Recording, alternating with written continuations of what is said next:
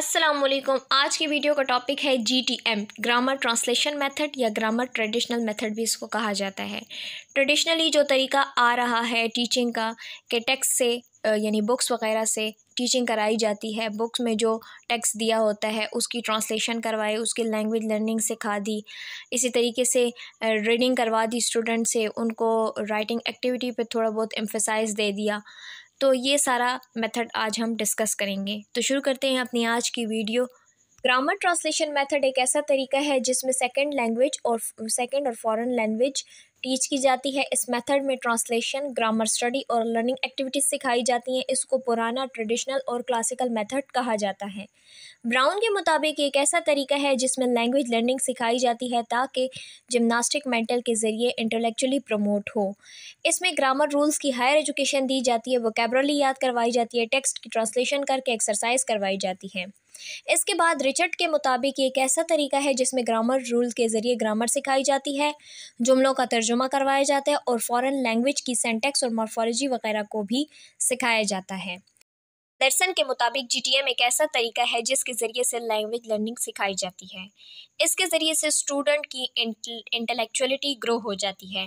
Target language की study जो grammar की होती है उसके ज़रिए से स्टूडेंट को नेटिव लैंग्वेज की ग्रामर की भी समझ आ जाती है। और let's study features of grammar translation method. Directly grammar rules teach किए जाते हैं। लर्नर्स को मदर टंग में इंग्लिश की ट्रांसलेशन की जाती है। रिटन फॉर्म ज़्यादा इंपॉर्टेंट है स्पोकन फॉर्म के। ओरल स्किल्स को निगलेक्ट किया जाता है और टेक्स्ट को मटेरियल बनाया जाता है टीचिंग के लिए। Here are some basic rules of grammar translation method. Language को ट्रांसलेशन के ज़रिए सिखाया जाता है। इसको क्लासिकल मेथड भी कहते हैं क्योंकि ये फर्स्ट टाइम क्लासिकल लैंग्वेज की स्टडी के लिए ये मेथड इस्तेमाल हुआ था 1988 में, जब लैटिन और ग्रीक सिखाई गई थी। इस तरीके का जो टास्क है, इस मेथड में ये टास्क इसलिए अप्लाई किया जाता है कि स्टूडेंट को इस काबिल बनाया जाए कि वो कुछ ना कुछ पढ़ें और लिखें। Principles of grammar translation method. Primary skill reading और राइटिंग की डेवलपमेंट है। बहुत कम अटेंशन दी जाती है स्पीकिंग और प्रोनाउंसिएशन की तरफ। टीचर जो है वो टारगेट लैंग्वेज को टीच करने पे फोकस करता है। टारगेट और नेटिव लैंग्वेज के दरमियान सिमिलरिटीज़ के ज़रिए लर्निंग करवाई जाती है। लैंग्वेज लर्निंग से दिमागी वर्जिश होती है। Teacher and students role. In grammar and translation method, there is still traditional rule.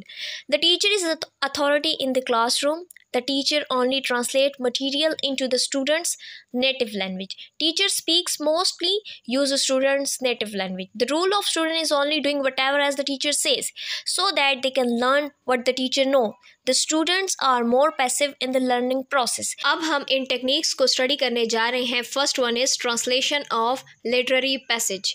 इसमें क्या होता है कि स्टूडेंट को टारगेट लैंग्वेज का पैसेज दिया जाता है कि इसको रीडिंग करें और ट्रांसलेट करें नेटिव लैंग्वेज में। Second is reading comprehension questions. Student comprehension passage बनाते हैं और क्वेश्चन आंसर्स करते हैं। Third is antonym synonym. Teachers उनको कहते हैं कि इस रीडिंग पैसेज में से एंटीनम सिनोनिम को फाइंड आउट करें।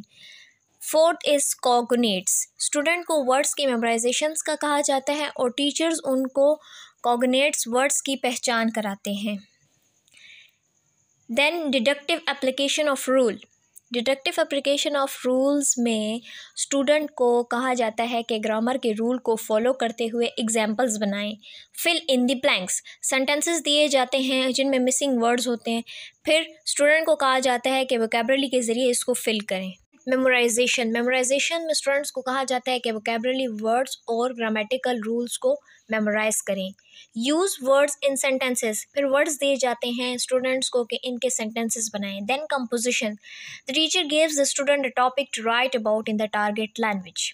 तो स्टूडेंट्स आते हैं अब इसके एडवांटेजेस और डिसएडवांटेजेस की तरफ। सबसे पहले हम ग्रामर ट्रांसलेशन मेथड के मेरिट्स को डिस्कस करेंगे। कहते हैं कि फ्रेजियोलॉजी जो है, टारगेट लैंग्वेज की फ्रेजियोलॉजी को क्विकली एक्सप्लेन किया जाता है। यानी ट्रांसलेशन एक ऐसा मेथड है जिसके ज़रिए मीनिंग और फ्रेजेस को एक लैंग्वेज से दूसरे लैंग्वेज में आसानी से एक्सप्लेन किया जा सकता है। इसका एक एडवांटेज ये भी है कि टीचर की मुशक्क़त इतनी नहीं करनी पड़ती क्योंकि वो बुक से जो टेक्स्ट है उसको पढ़ा देती है और आसानी से मदर टंग में क्वेश्चन आंसर भी करती है और इजीली उस टेक्स्ट को समझा देती है। This slide we are going to discuss about the merits of grammar translation method.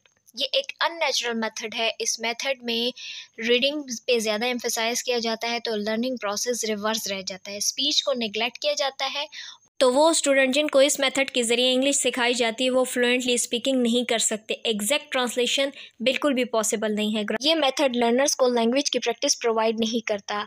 इसमें ये इसलिए कहा गया है कि एग्जैक्ट ट्रांसलेशन पॉसिबल नहीं है क्योंकि कुछ ऐसे वर्ड्स होते हैं जिसके लेक्सिकल वर्ड्स, मॉर्फोलॉजी, सिंटैक्स और मीनिंग्स वगैरह जो हैं उनको नेटिव और मदर टंग में एक्सप्लेन नहीं किया जा सकता, तो तभी स्टूडेंट सफ़र करते हैं और ये एक ऐसी वीकनेस है जिसकी कोई रेमेडी नहीं है। तो ये ग्रामर ट्रांसलेशन मेथड के डिसएडवांटेजेस में आता है। So the person who have learn foreign language और second language through this method find it difficult to give up the habit of first thinking in their mother tongue and then translating their ideas into the second language. They therefore fail to get proficiency in the second language approximately that in the first language. It was all about today's lecture. Hopefully it would be effective for you, and thank you so much for watching the video. Kindly subscribe my channel for latest updates.